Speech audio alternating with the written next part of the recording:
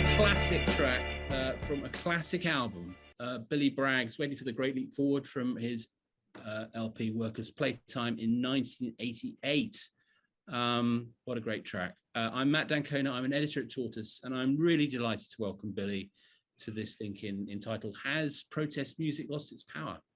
And I honestly can't think of a better person to answer that question than Billy, because he burst onto the scene in 1983 with his classic album Life's Alright with Spy versus Spy, and he's really been right at the heart of cultural life, but also political activism ever since. And just to give you a kind of a microcosmic measure of his influence and seriousness, I mean, how many recording artists do you know that have drawn up a comprehensive plan for the reform of the House of Lords? And I remember that plan being described to me with great seriousness and reverence by the then leader of the House of Lords, Lord Strathclyde, during the Cameron years, as the Bragg blueprint. And I don't know how many singers of our times have got a constitutional blueprint named after them. It's worth bearing in mind. He's also been one of the most, I think, consistently interesting and creative forces in UK music for, better part of 4 decades now, and he's still going and he's still innovating. And we were talking around the office today about his latest album, The Million Things That Never Happened, which I really do recommend to you, is absolutely one of his best. And I say that as someone who's been listening from the very beginning. So as ever, we want to hear from you and to find out what you're thinking. So please do chip into the chat, which is being supervised by Tortoise's own people's poet, Mark St. Andrew. So Billy, welcome. I want to dive straight in, really. And it's great to see you and try to address this big question. But first, I want to do it actually in a way through the prism of the album. It's first album, I think, since 2013. And what's so fascinating about it, and I've been listening to it a fair bit in the last few days, you can imagine, is I think it sees you're grappling, evolving with the changing face of protest and generational change and the way in which the right and the far right has changed too. So obviously we won't have time to go through a complete track listing, but there's a very striking lyric in one of the tracks, Mid-Century Modern, where you say, it's hard to get your bearings in a world that doesn't care. Positions I took long ago feel comfy as an old armchair. And that sort of feels like a moment of personal audit and reflection. So I just wondered if you could sort of walk us through that. Sure. Well, I think, politics has clearly changed since you and I first, came to understand how it was shaped. It's arguable the left and right binary system of politics no longer really reflects where things are.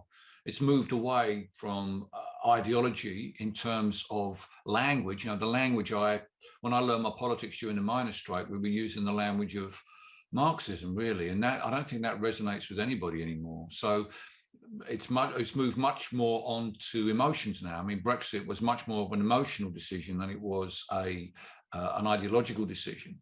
And also the focus, I think, for the younger generations has moved away from a single idea like socialism to more single issues such as Black Lives Matter, Extinction Rebellion, Me Too. So what's the connection with the politics that I had in the 1980s with now? Well, I would argue that all 3 of those groups are fundamentally accountability movements. They're seeking to hold those in power to account, be it those in power, the corporations, the patriarchy, white supremacy. And I think that if we're going to talk in terms of accountability, and I find myself talking about it a lot, that was always a fundamental thread in my idea of what socialism was. How did we hold capitalism to account? How did we hold big business to account, those in power to account? And then on the other hand, I think the other theme on the album that's very strong is empathy.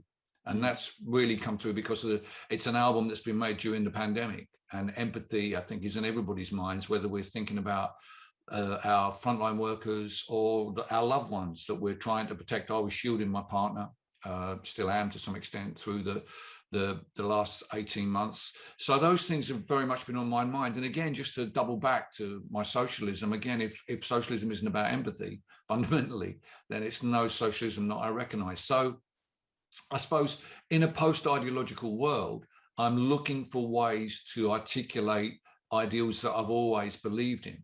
And back then I used that particular language, but now I'm looking for other terms. I find myself talking in much more, I suppose, broader strokes.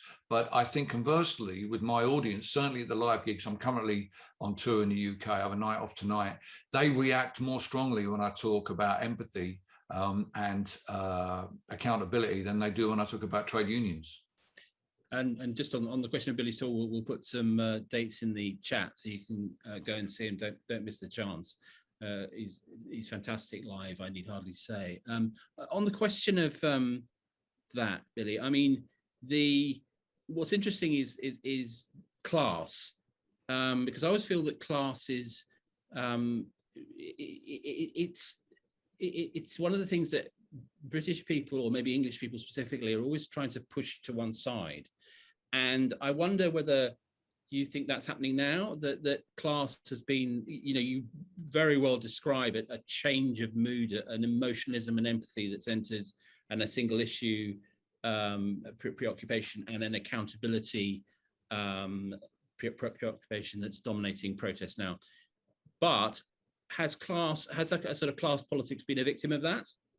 Well, I think what's happened with regard to class politics, not with regard to class, but with regard to class politics, it's no longer possible to form a big enough mass within the working class to bring about political change. I think the working class is more fractured politically now. That's probably a process that was begun by Margaret Thatcher, selling off the council houses, the Essex man, so-called.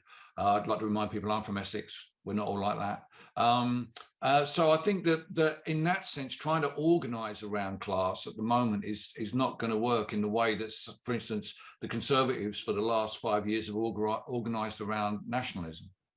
So what you going back to that song, what you do refer to, and I think I see very strongly too, is that there's and it comes around once every 40 years or so. I mean, I think perhaps punk was the last time, and this is another one. There's a sudden burst of energy, and you mentioned, again, to quote your lyrics, the kids who pull the statues down, they challenge me to see the gap between the man I am and the man I want to be. Now, I that's a very, it's a wonderful lyrical description of Colston in Bristol and other things. So what challenge did that represent to you? Was it kind of a bucket of water moment where you thought, hang on, this is really different and I have to rise to this challenge? It was more a kind of recognition that I think younger people are more interested in accountability than they are interested in the idea of freedom of speech, for instance, because over the last few years, freedom of speech has become the definitive aspect of the mainstream definition of what it constitutes a free society. I think it's the basis of a free society, but without equality and, most importantly, accountability, I don't think we can be really free. And having come to that sort of let's get that perspective, I've seen young people in the way they are reacting to the world as much more about holding people to account. An example will be the woman who filmed the murder of George Floyd. She was 17 years old.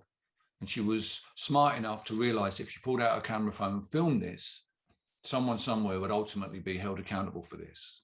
And let's be thankful that she did that. Marcus Rashford, 21, using this platform to really make a difference with regard to child poverty. And I think this doesn't fit into the old format of politics, but it does represent a younger generation who are asking the right questions.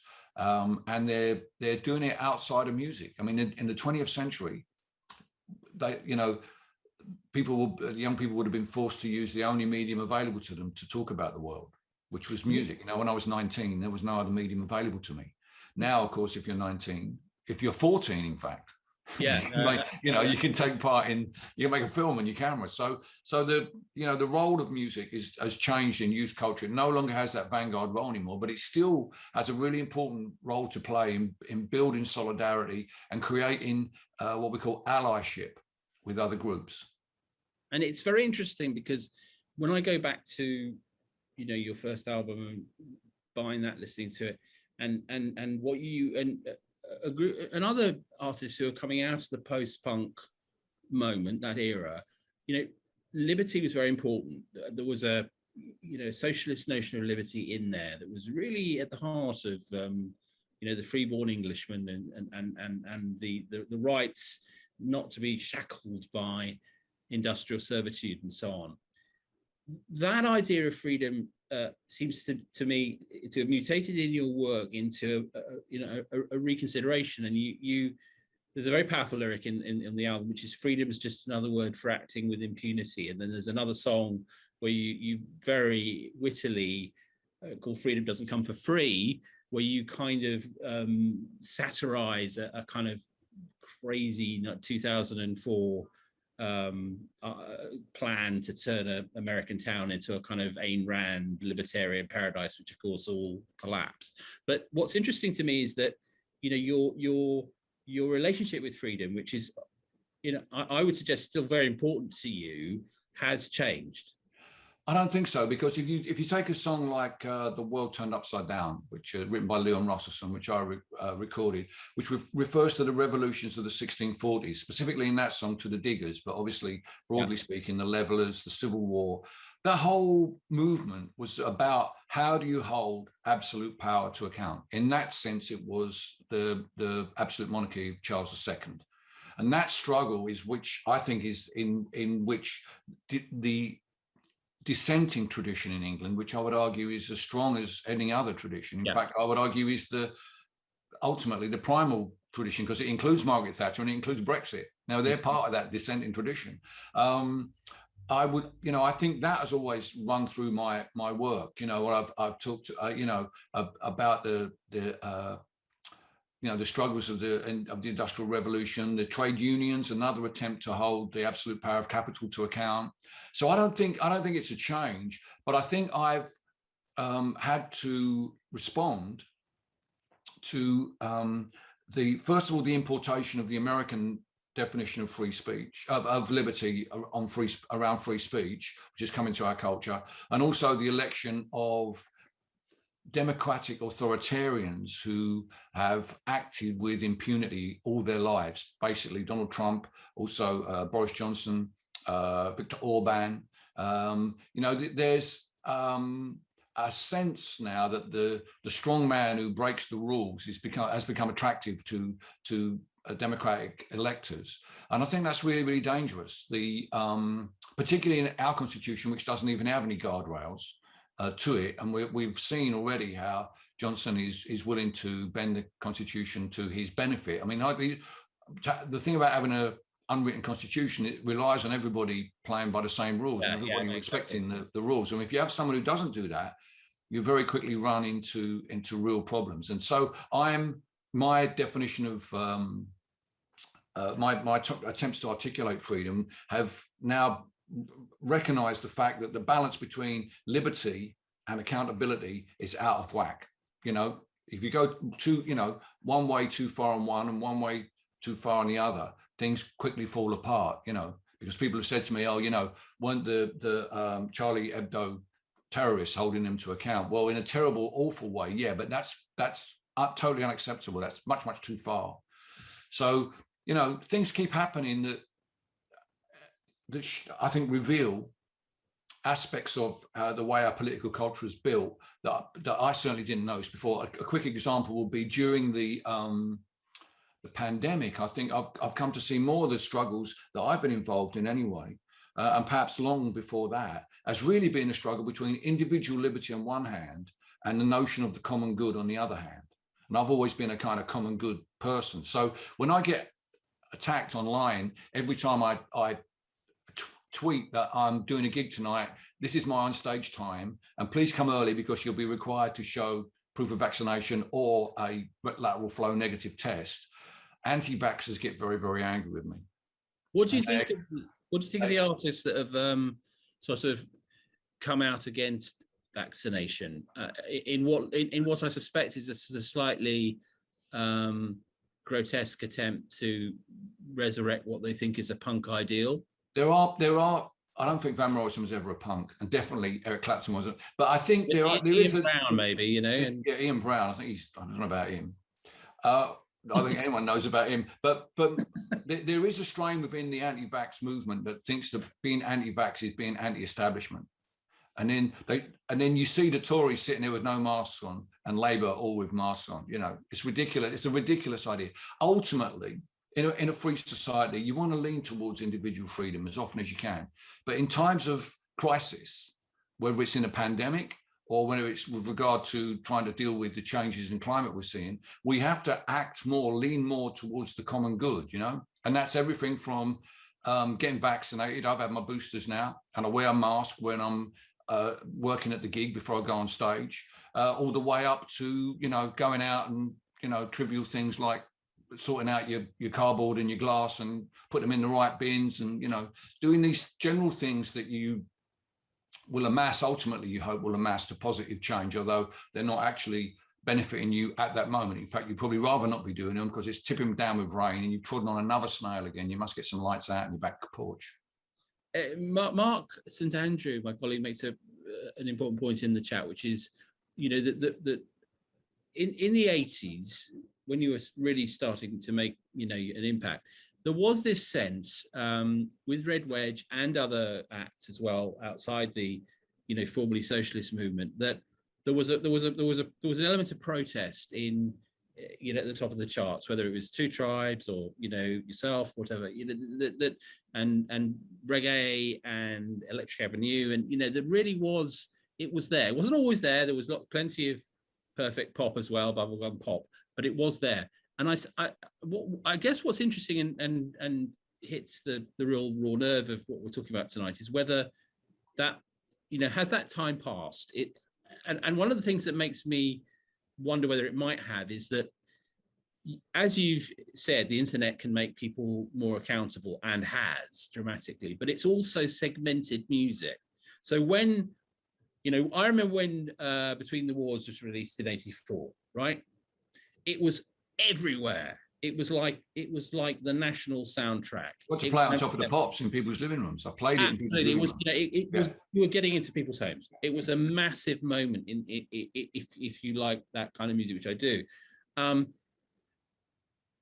Now music is much more bespoke, niche. You know, the idea of the collective in music has undoubtedly declined. So I suppose it's a very long-winded way of asking you, Billy, is are we witnessing, because of that, a decline in protest music, or do we just have to look a bit harder? Have to look a bit harder. Yeah, definitely have to look a bit harder. There are people out there like Declan McKenna, who's a young guy from the West Country, wrote a great song called British Bombs, a chorus of which talks about British bombs in the Yemen. You know, a really poppy, bouncy song, and he writes poppy, bouncy songs. Great stuff. You know, Michael Kiwanuka's album, which won the Mercury Prize, is more or less a articulation of the whole Black Lives Matter movement, particularly the song Hero, which connects Black Lives with the Black Panthers. It's all out there, you know. Kay Tempest, her Europe is Lost. It's just really, really powerful. But the problem is, I think there's no longer a place where we all gather to hear that music, be it Top of the Pops or John Peel, you know, because back in the day, if you hit onto Peel, so many people heard you around the country, people who mattered, who were running gigs, who were organizing things. During the miners' strike, it was like a bush telegraph. We had 4 weekly music papers then, in which you could mount an argument. I mean, Red Wedge was, in many ways, aimed at having a discussion about whether it's worth voting Labour in the music press. Really, that was the main vehicle that we had. And we were fortunate, and I think this is part of it as well, we were fortunate that in the mid-'80s, the editors of all the main music papers were children of 1968. And they believed that music should say something other than "I'm great, you're shit, you like my socks," to paraphrase Oasis. So, you know, they were quite happy to give a platform to people who had something to say. And in some ways, you know, people forget this now, but pop music was marginalized from the mainstream back in those days, to the extent that if you were in a band or you were a performer, you were expected to be able to articulate a kind of alternative lifestyle. It was enough just to be a musician to be alternative. That's changed. That's changed considerably now, you know. So yeah, I mean, but it was 40 years ago, mate. It's bound to be incredibly different, the way the industry's changed. And I just think that with regard to the younger generation being political, they have so many more opportunities now to express their views. Yeah. But it's on different platforms, it's in different ways. And the problem we have is we're looking for it in the places where we used to look for it. And those places just aren't there anymore. The music press isn't there.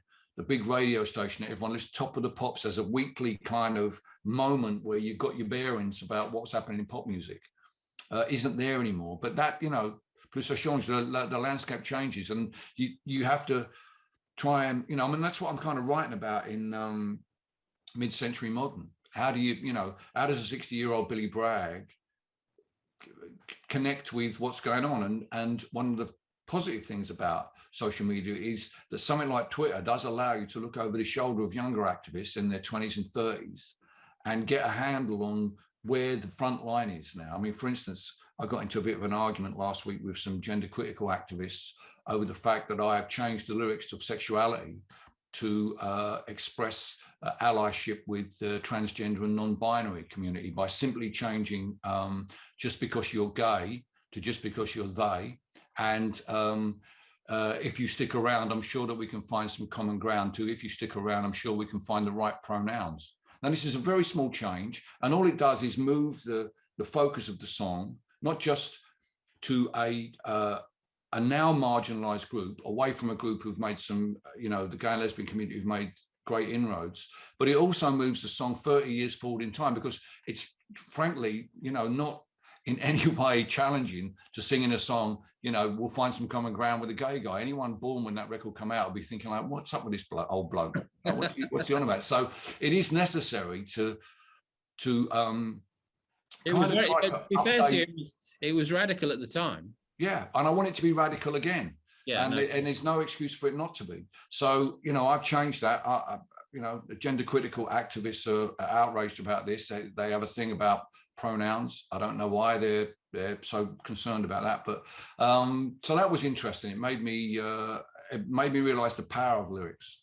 So people still get angry about songs. So that's a positive thing. You put that down. Of course, but and also, the question I suppose is, for protest music to be protest music, does it have to be heard by the people it's protesting against? In other words, well, the new ecosphere you describe, Billy, is I totally get it, and there's a lot of energy in it, and if you look in the right places, there's amazing music. Yeah. The difference, I suppose, is that whereas the Crass and the Pistols would generate questions in the House, it's hard to imagine anyone in the House now being aware. Now, does that actually matter? Well, I don't know. I mean, I think the idea of protest music is a very 1960s idea, isn't it? The idea that music can change the world. I mean, I've been chopping away at that particular tree for nearly 40 years, and I can tell you now, it can't change the world. It doesn't have any agency, but it can change people's perspectives. And so you don't actually have to write a political song. I mean, people are always asking me for, to make them lists of political songs.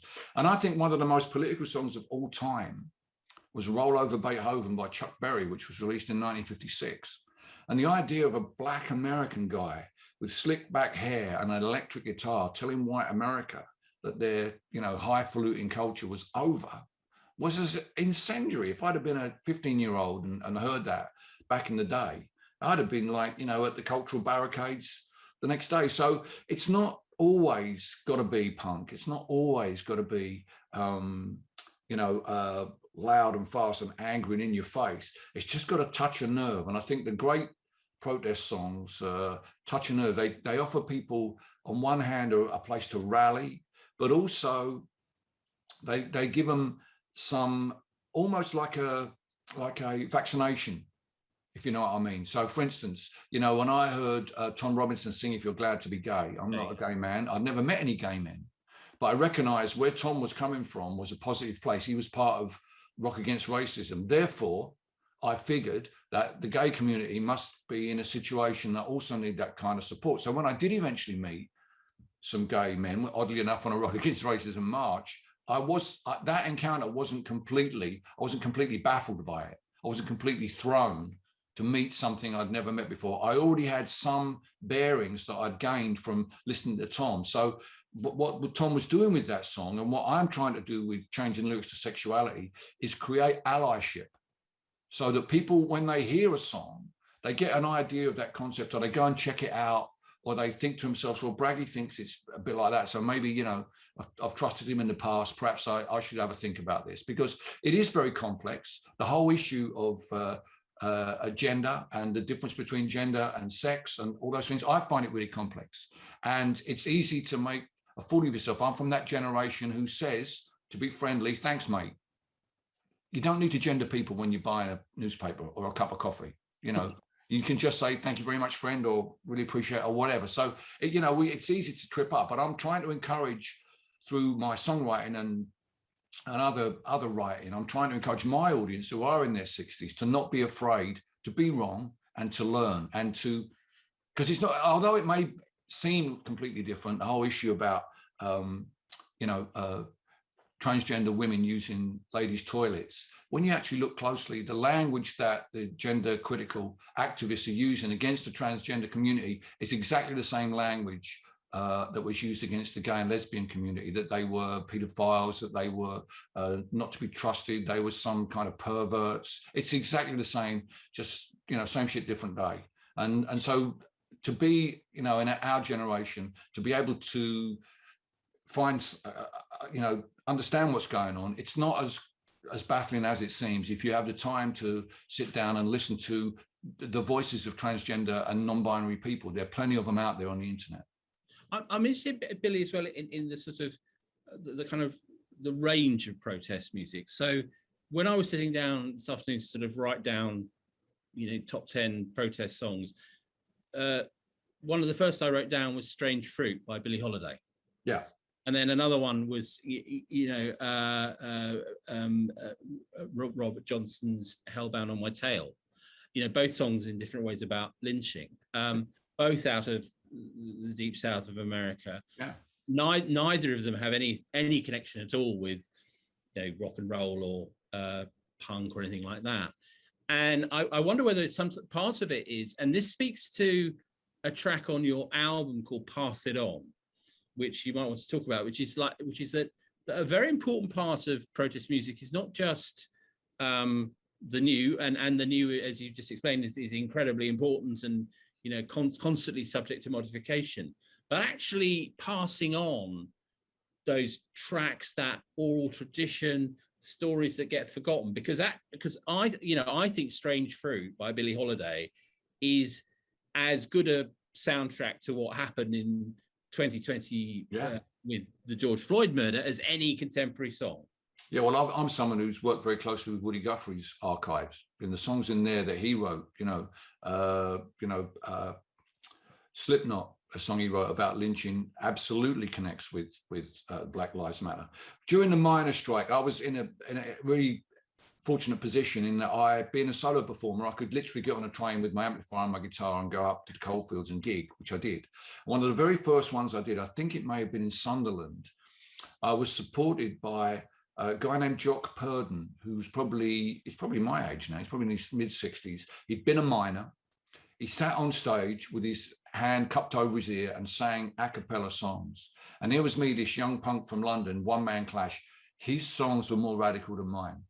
He was singing the old coal mining songs, Black Leg Miner, Trimden Grange, these kind of songs.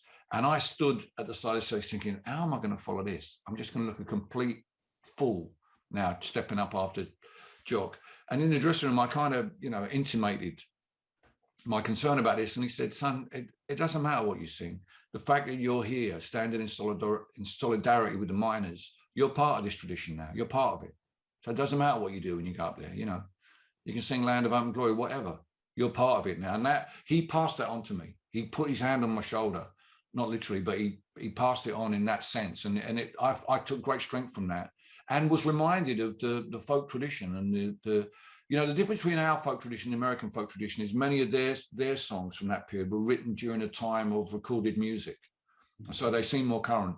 Our great folk songs mostly come from the 19th century, from the Industrial Revolution. And they're kind of a ways away. They're not as close in time, but they're just as powerful. And I now, although I'm not of the folk scene, I am kind of a part of it, and I'm very proud of that. Yeah, I mean, it's always seemed to me that you naturally, because of the way you emerged, you were put into the post-punk, silo. But actually, that you were as much a representative of the English folk protest tradition, which you can trace back to 1381 if you like, but more recently Ewan McCall and people like that, and that stands. And so just to sort of return to the question is, how do you keep those traditions alive without simply becoming a tribute band to the past? Well, you're there with the new generation at the next anti-racist event. You're there talking to them about how we used our culture to help defeat the fascists back in the 80s. You bring your songs to bear on what's happening today. I mean, you played a bit of Waiting for the Great Leap Forward at the top of the meeting, and I'm still singing those lyrics, except now the rich lady who's crying is reminded that 2 degrees is just around the corner. So I'm trying to take those songs that people love to hear. People do love to hear them, but I'm trying to bring them in, giving them a more contemporary. Instead of at the end, instead of saying if you've got a blacklist, I want to be in it, I say if you've got a podcast, I want to be on it. When I follow that up with every bastard's got one. So so that's I'm trying to make people smile as well, but also not become archaic and try and remain. What I'm trying to do, Matthew, but fundamentally, is engage where the debate is, rather than being over in my red wedge corner and be talking about those days with Weller and how great the Clash were and that old bloke in the corner. I want to be the grey-haired guy with the, who's still getting stuck in, and where the anguish now. I mean, I wrote a Brexit song. I don't know if you know, I wrote a song called Full English Brexit, which attempts to articulate some of the concerns of people who voted Brexit and why, because I felt that no one wants to touch this with a barge pole. And there are, when I hear, I based a lot of the things that I put in the mouth of the character, the Brexit character in there, were things I heard people saying on TV. It's not so much someone said that there's so many of these people now, but I just wonder what's going to happen to me, my people. And I think, well, that's I can understand. I can understand. Or people saying, I no longer feel this is my country. I know what that feels like. I felt like that when Thatcher was elected. I know exactly what it feels like. It's not a nice feeling. So although I don't sympathise with them, I do have some empathy for people who've lost that sense of the way the world was for them. So and I'm trying to bring that in what I'm doing and not ignore it and not turn my back on it. I want to ask you one last question before we come to, there's so many interesting points in the chat. Is it artificial to try and draw a line between protest music and the avant-garde? I mean, it's like, when I think of the Velvet Underground, for example, I can't totally strip from them the state. There was some form of protest against what was going on, if it was only at a kind of a countercultural level. But it's obviously different to what Woody Guthrie and Bob Dylan and Pete Seeger were doing. So does real protest music have to be reasonably direct in its message? I don't think so, no. I think long hair was a protest. Yeah. Short hair was a protest in punk. Flared trousers were a protest in the 70s. Short, tight trousers were a protest in punk. So I think really what we're talking is about counterculturalism and dissent. And you can dissent from the political status quo, but you can also dissent from the cultural status quo. And that's just as valid a protest to make, So I when I talk to young people or young people talk to me about, I won't name names, but a young singer-songwriter, I saw him at a folk festival in North America a couple of years ago, and he was trying to write protest songs. And he said to me, Bill, I've written all these songs and nothing's happened. I said, mate, look, I don't know how to tell you this, but Woody's guitar didn't actually kill fascists. You know, it was a slogan. Yes. It was a slogan, but it was a great slogan. It was a great slogan to the extent that we still quote it today, but that's not how it works, I'm afraid. That's not how it works. It's a much more complicated process than that. And you have to feel your own way through it. You know, the feelings I have about how music works are based on my own personal experiences. You know, I went to Rock Against Racism, saw 100,000 kids just like me. And that changed my sense of who I was, because I realized that this issue, discrimination, was going to define my generation. And I was part of something bigger than just arguing with racists at work. Now, the Clash got me there, and Tom Robinson got me there, but it wasn't they who changed who gave me the courage of my convictions. It was the audience. There's 100,000 people there. So that sense of being something bigger than yourself, that solidarity of song, which can work, you know, is an emotional solidarity in Adele song. It's not just political. I kind of feel that every night. You know, when I come off stage, my activism is recharged and my cynicism is kicked to the curb.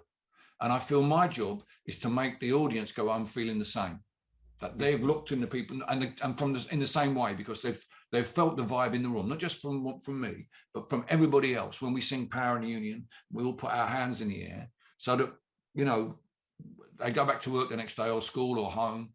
They can think to themselves, there's a room full of people in my town who give a shit about this. I'm not on my own.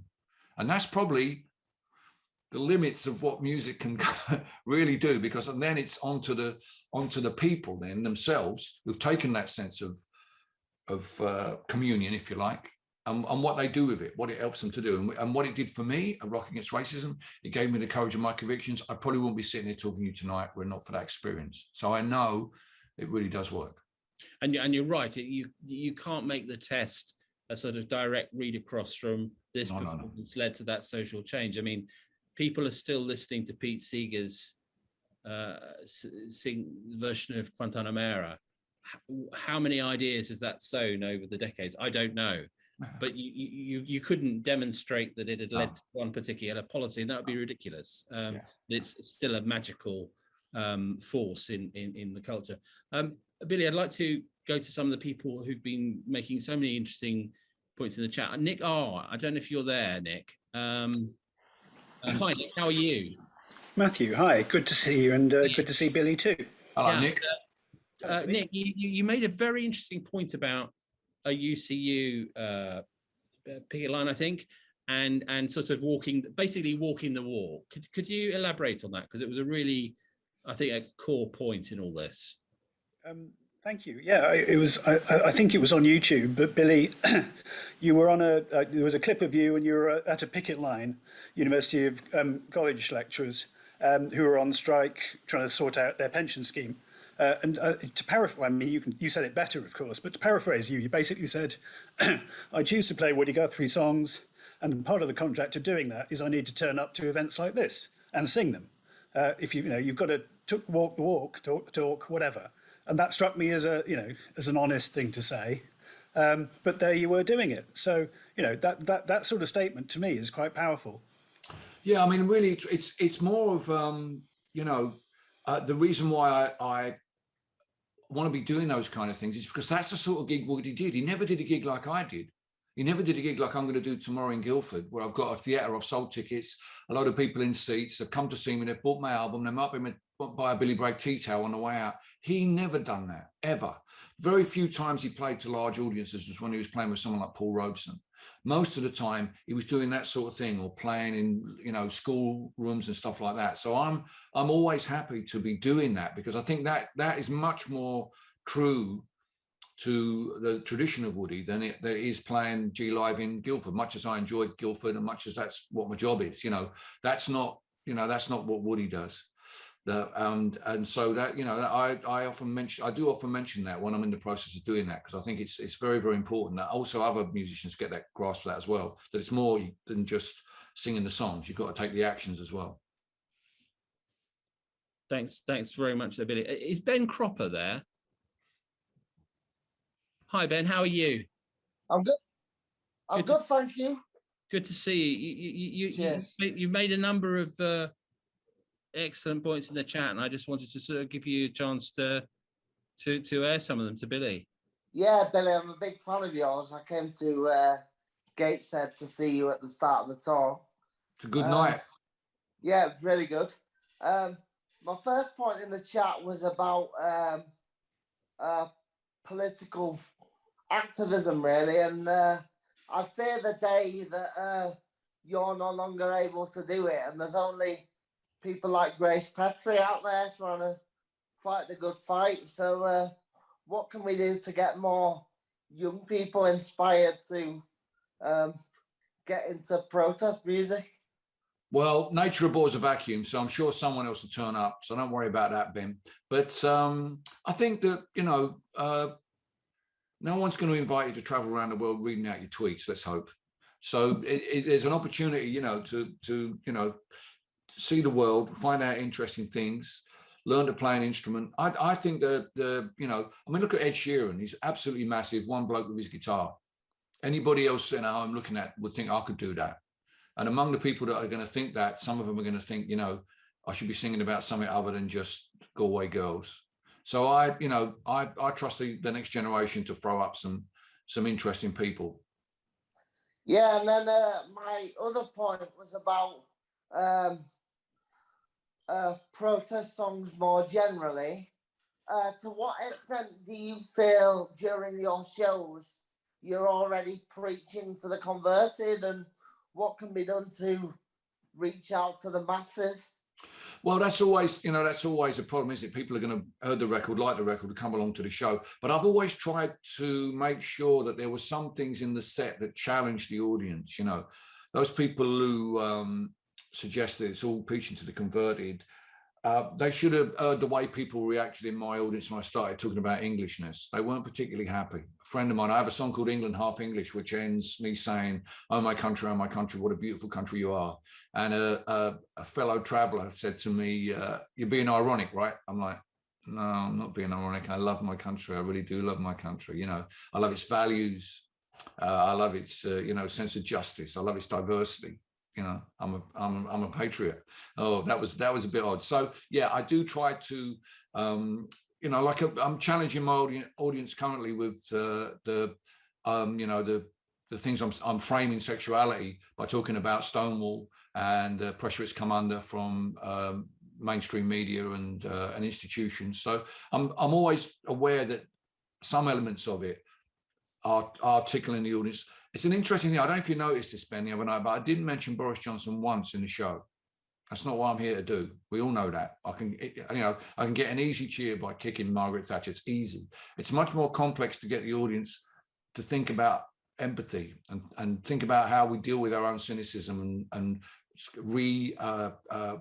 purpose ourselves to deal with the world as it is rather than as it was when we were in our 20s. So that's my real challenge with my audience, is motivating them to overcome their cynicism and re-engage. Thanks very much. Can we come to Anil Patel? Anil, I don't know if you're there. Still on the call.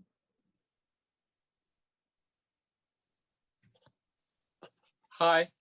Hi, Anil. How are you? Yeah, good, thanks. Welcome. Thank you very much for coming. I'm trying to improve my lighting a bit. Hi, Anil. Oh, there you go. Brilliant. Oh, very good. Very good. You've got it now. See, perfect lighting. Anil, you made some very interesting points, one of which was a kind of challenge, really, which was, which songs have really made a difference. I mean, you make the point that I'd rather than me paraphrase you. Well, I added Free Nelson Mandela by the Specials to the playlist, and it struck me that that's one song that actually has changed the world, because it did kind of elevate the position of Mandela.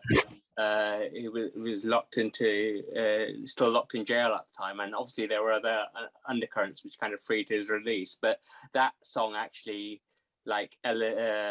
put his position into the public consciousness in a way that I'm not sure many other art forms could have done. And I also want to disagree with Billy about something he said about kind of songs changing the world as well. I think kind of songs, music, art in general has been the way that the way it does change the world is by doing what he said, which is kind of create empathy, puts you in the shoes of somebody else, makes you rethink the world and your position in the world and the position of other people in the world. And that's how it does actually change the world. And I think music has done that over the years. And there's lots of songs I added to the playlist, which has done that.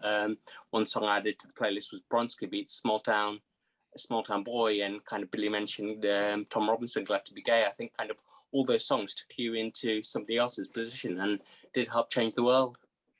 Well, I know you're absolutely right in what you're saying about Tom's song and about Small Town Boy, and I know how that resonates. But I think I'm in a difficult position because I'm up on the stage there, right? I don't want my audience thinking they've done their bit because they bought my record. I'm trying to push them a little bit further. So to say that music can change the world will be, I feel personally, will be letting them off the hook. Music can bring about change, but it absolutely relies on the listener. It relies on the listener's perspective being challenged, being changed, and then them acting on that. So it does have the ability to move people, but alone itself, it has no agency. That's been my experience. So I'm trying to tread a line, and I know people don't like to hear it. People get very, because music lifts us up so much. It's a spiritual lift, an emotional lift. We've all felt it. Why not? Could it possibly, have that power in the world? And Nelson Mandela, Free Nelson Mandela is a good example of a song that brought everybody together, but that was all about context. That was all about moment. You couldn't write that in a vacuum.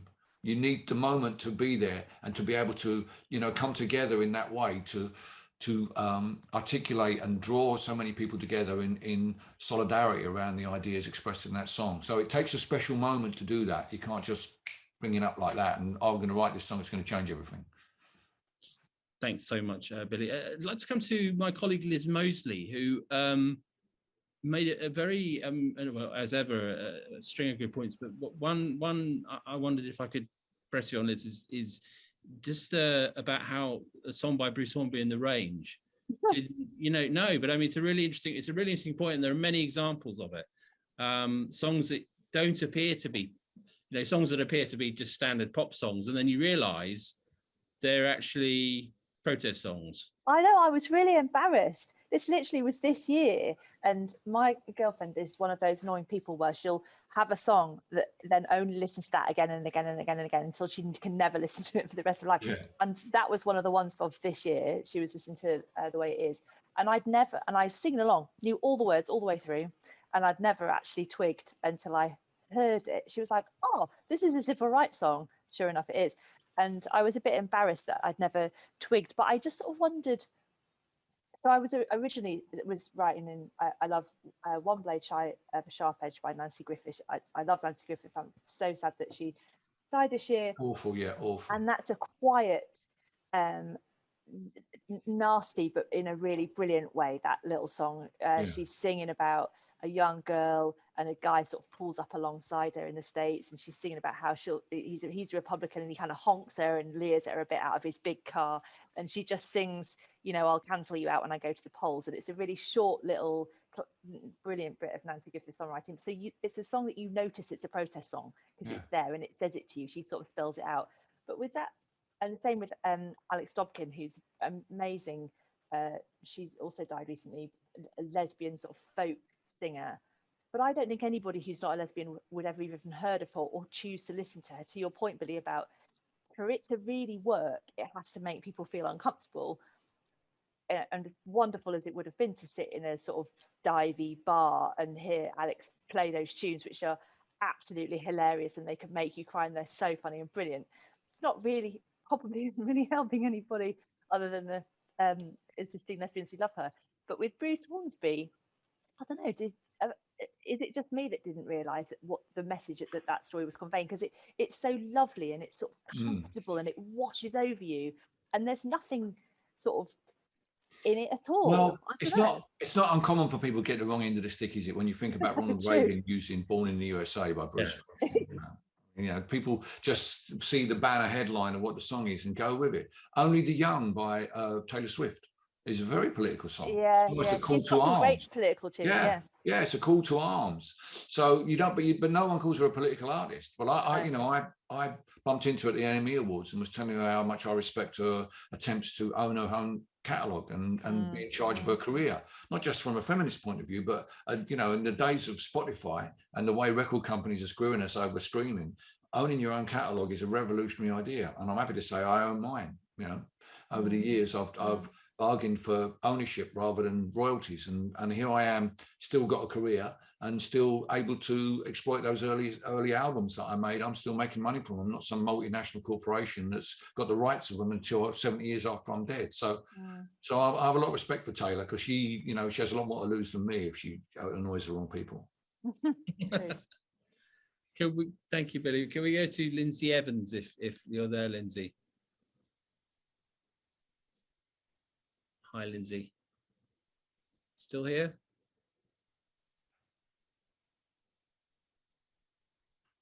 Hi, Lindsay. How are you? Good to see you. You're on mute, Lindsay. Still on mute. You're still on mute. Hi, sorry. Hey there. How are you? Hi. Good to see you. Sorry, now, I was eating. You make a brilliant point in the chat again, which I don't want to paraphrase, about the unexpected protest power of Eurovision, and I'd love you to repeat that point, because it's really excellent. Well, I don't know if the song was a protest, but the when we had our Tortoise ThinkIn, we did touch on it. I think I raised it, that the Portuguese singer wore or carried a flower, a bit like the Oxford students with their carnations, but this one signalled the start of a coup against the military in Portugal. So music and protest were tied very closely at that point. And there is a very strong tradition of political music in Portugal and in Spain, for that matter, and quite across the Latin-speaking world. You know, into Brazil, into South America, a much stronger tradition of you know, people like Victor Jara and Mercedes Sosa, those kind of artists writing songs supporting revolutionary ideas. You know, during times of dictatorship as well. So that, I think that aspect of it gets overlooked, because we all tend to look at, you know, people who've been on top of the pops rather than people who've been involved in the struggle. You could probably add Ruben Blades perhaps to that. Of course, yeah, definitely Ruben, yeah. It's a really interesting point. And I think those sort of those grey areas between pop and protest are fascinating.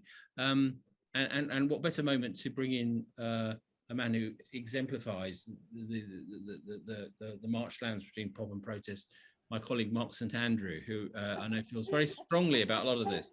And I wouldn't dare paraphrase Mark, but Mark, tell us where you're at, especially as we sort of head towards the end of the hour on this question, and you know, which I know is close to your heart. What the question on, have protest songs lost their power, or the and right. The whole issue about whether what we listened to in the 80s, that's not possible anymore, but is there actually, as Billy says, a kind of way in which you can find protest if you go looking for it, and it's morphed and evolved, and that's fine. Yeah, I mean, so looking to some of the social media reaction we had to this ThinkIn when we announced it, we had a lot of people sending in suggestions of things, going, of course it's not dead, and then giving me lots of examples why, which was great and reassuring. I wonder, and separately to that, a couple of ThinkIns now, this issue about not having a kind of central place where you're exposed to lots of different sorts of music, and Spotify is not that place. No. Where you can hear things that you wouldn't normally have heard. And there was always a couple of times on Top of the Pops, you were like, I've got no idea who these people are, but someone's made a decision that it would be good to hear. And it might be a more sort of politically charged song.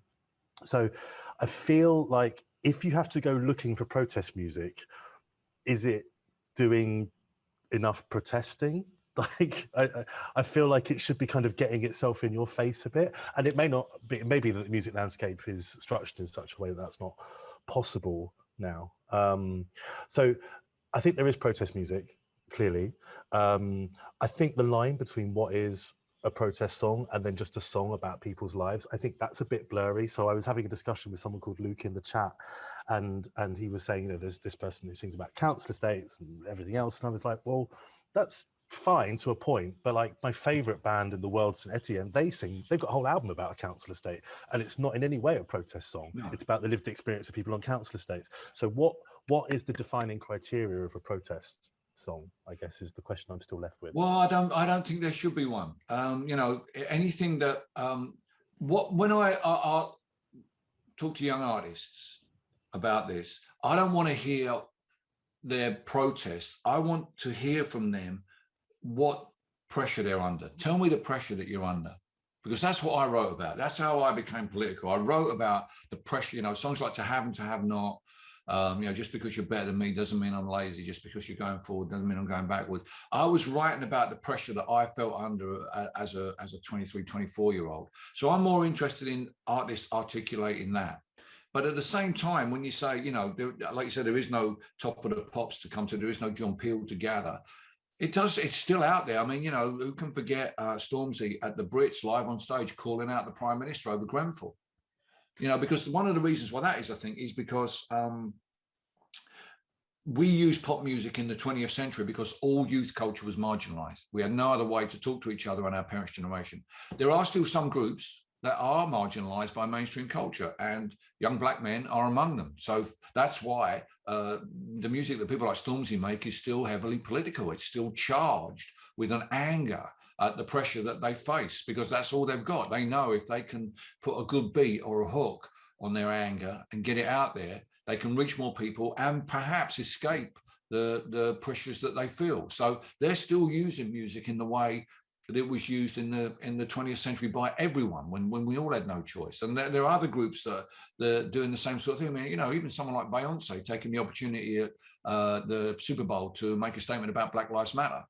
You know, there's still people who need music to get their ideas to the platform that music gives them to get their ideas across. And I think the cheer that went up at the O2 when Stormzy called out the Prime Minister led to her to make a statement the next day about her position on Grenfell.